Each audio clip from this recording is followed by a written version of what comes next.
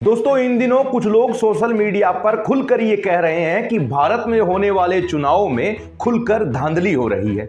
ये सब भी इसलिए बोला जा रहा है क्योंकि अभी अभी चंडीगढ़ में हुए मेयर चुनाव के बाद सुप्रीम कोर्ट का फैसला आने के बाद चुनाव आयोग पर भी लोग उंगलियां उठाने लगे हैं। लेकिन सवाल यह भी बनता है कि चुनाव आयोग की मिलीभगत के बाद भारत में सत्ताधारी पार्टी भारतीय जनता पार्टी आखिर किन कारणों से कई राज्यों में हार का मुंह भी देख चुकी है। ऊपर से हमारे देश में इतनी सारी पार्टियां और इतनी सारी पार्टियों के इतने सारे उम्मीदवार क्या किसी एक संस्था को भ्रष्टाचार करने देंगे, जबकि उन सभी का भविष्य दांव पर लगा हो। तो आखिर क्या है ये चुनाव आयोग, कब ये शुरू हुआ और क्या है इसके काम करने का तरीका। तो दोस्तों आज के इस वीडियो में हम आपके सामने रखने वाले हैं कुछ ऐसे फैक्ट्स जिनको जानकर आपके मन का भ्रम दूर हो जाएगा। तो दोस्तों स्वागत करते हैं आपका एक बार फिर से गोगिलियो के शानदार से एपिसोड पर। दोस्तों इस वीडियो में दिखाई गई जानकारी को जानने के बाद आपको जरूर फायदा होने वाला है, और अगर आप हमारे चैनल को सब्सक्राइब कर देंगे तो यही फायदा हमें भी होने वाला है। तो जल्दी से चैनल को सब्सक्राइब करें, वीडियो को शेयर करें, कमेंट में अपनी राय जरूर बताएं। दोस्तों भारतीय निर्वाचन आयोग, जिसे हम चुनाव आयोग भी कहते हैं, दोस्तों इस चुनाव आयोग की शुरुआत 25 जनवरी 1950 में की गई थी। दोस्तों इसीलिए हर 25 जनवरी को हमारे देश में राष्ट्रीय मतदाता दिवस मनाया जाता है। चुनाव आयोग का गठन इसलिए किया गया ताकि एक संस्था मिलकर पूरे चुनावी प्रक्रिया पर कंट्रोल कर सके, यहां तक कि वो सरकार के हर एक विभाग का भी खुलकर इस्तेमाल कर सकते हैं, ताकि देश में ट्रांसपेरेंसी यानी पारदर्शिता के साथ चुनावी प्रक्रिया को अंजाम दिया जा सके। दोस्तों आपको ये भी बता देते हैं कि चुनाव आयोग के जो प्रमुख होते हैं वो भारत के सुप्रीम कोर्ट यानी चीफ जस्टिस ऑफ इंडिया के बराबर के ओहदे के होते हैं। यहां तक कि उनको तनख्वाह और सुविधाएं भी वैसे ही मिलती है, चाहे भारत के प्रधानमंत्री हो, राष्ट्रपति हो या फिर कोई भी कितनी भी बड़ी पार्टी हो, ये सब मिलकर भी चुनाव आयोग के आयुक्त को नहीं हटा सकते। इसलिए ये तो साफ हो जाता है कि ये संस्था किसी के दबाव में आकर गलत निर्णय तो नहीं लेने वाली, क्योंकि भारत में होने वाले प्रत्येक चुनाव, चाहे वो विधानसभा के हो, लोकसभा के हो, राज्यसभा के हो, पंचायत के हो, नगर पालिका के हो, नगर परिषद के हो, तहसील स्तर का हो, यहां तक कि राष्ट्रपति का चुनाव हो, इन सभी के चुनाव कराने का अधिकार चुनाव आयोग के पास होता है। तो अब आप ये तो समझ चुके हैं कि चुनाव आयोग कितनी पावरफुल संस्था है इस देश में। अब चुनाव आयोग पर जो लोग उंगलियां उठा रहे हैं उसके पीछे का है चंडीगढ़ में मेयर चुनाव के ऊपर सुप्रीम कोर्ट के द्वारा आए गए फैसले का, क्योंकि यहां पर एक चुनाव अधिकारी ने जानबूझकर बैलेट पेपर खराब कर दिए और इसकी सीसीटीवी फुटेज भी कोर्ट में पेश की गई।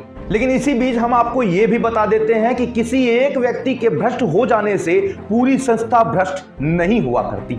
और आप ही ये समझें कि अगर बीजेपी के साथ चुनाव आयोग की मिलीभगत थी तो ये सीसीटीवी कैमरे की फुटेज भी नहीं मिलती, क्योंकि दोस्तों जहां पर चुनाव का रिजल्ट निकलता है वहां पर सभी पार्टी के सभी उम्मीदवार मौजूद होते हैं और इन सबके सामने खुलकर किसी एक का समर्थन किया ही नहीं जा सकता। और अगर एक दो लोग कुछ गलत कर भी देते हैं तो वो अपने कर्मों की सजा भुगत भी देते हैं सीसीटीवी कैमरे की फुटेज के हिसाब से, क्योंकि कुछ भी गलत करने पर लोग सीधा सुप्रीम कोर्ट का दरवाजा खटखटा देते हैं। चंडीगढ़ के चुनाव में भी पार्टियों के उम्मीदवारों ने सुप्रीम कोर्ट का दरवाजा खटखटाया और उन्हें न्याय मिल गया। इसलिए हम भी यही मानते हैं कि भ्रष्टाचारी कोई भी हो, सजा तो मिलनी ही चाहिए। अब दोस्तों हम आपको बताते हैं इस चुनाव का कुछ पुराना इतिहास। साल 1950 में ये चुनाव आयोग लागू किया गया। उस समय के चुनाव में शायद आपने ये जरूर देखा होगा कि उस समय घूंघट प्रथा के नाम पर बहुत से गलत वोट डाल दिया करते थे। लोग महिलाओं को घूंघट ओढ़ाकर अलग अलग लोगों के नाम पर वोट डलवा दिया करते थे। यही नहीं, इसके अलावा कई पहचान पत्रों का भी गलत इस्तेमाल कर उस समय चुनाव हुआ करते थे। लेकिन समय के साथ धीरे धीरे चुनाव आयोग भी बदलता गया और इन नियमों में इन्हें बदलाव कर आज हमें ज्यादा मजबूती के साथ और ज्यादा पारदर्शी तरीके से ये चुनावों के रिजल्ट हमारे सामने पेश होते हैं। चुनाव आयोग जैसे जैसे अपडेट होता गया वैसे वैसे उन्होंने कुछ नियम भी लागू कर दिए, जैसे वोटिंग के लिए कम से कम 18 साल की उम्र। इसके अलावा फोटो वाला पहचान पत्र, क्योंकि पहले के पहचान पत्रों में फोटो हुआ ही नहीं करती थी, इसीलिए लोग उसका गलत इस्तेमाल करते थे और अब पहचान पत्र में वोट देने वाले की फोटो भी होती है। इसके अलावा ईवीएम इलेक्ट्रॉनिक वोटिंग मशीन का प्रचलन, 2 जगहों से ज्यादा किसी भी उम्मीदवार को चुनाव लड़ने पर प्रतिबंध, किसी भी उम्मीदवार की मौत हो जाने पर चुनाव कैंसिल नहीं होते। इसके अलावा वोट देने वाले मतदाताओं को नोटा का भी प्रावधान दिया गया। चुनाव आयोग अब चुनाव में होने वाले खर्चे पर भी नजर रखता है। इसके अलावा ईवीएम में जीपीएस जैसा सिस्टम से भी उसे लैस कर रखा है।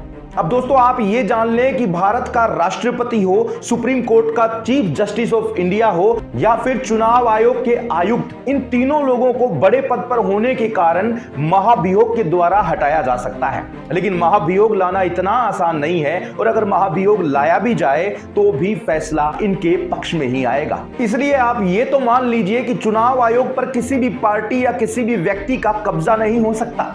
हो सकता है कि कुछ 1-2 लोग भ्रष्ट निकल जाएं, लेकिन 1-2 लोगों के भ्रष्ट होने के कारण पूरी संस्था को ही अगर भ्रष्ट कह दिया जाए तो यह भी ठीक नहीं। कुल मिलाकर इतने बड़े देश में इतने बड़े चुनाव को मैनेज करने वाला चुनाव आयोग जरूर भरोसेमंद रिजल्ट ही देता है।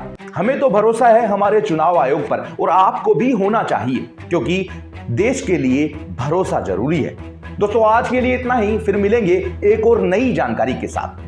जब तक के लिए देखते रहिए गोगिलियो। जय हिंद।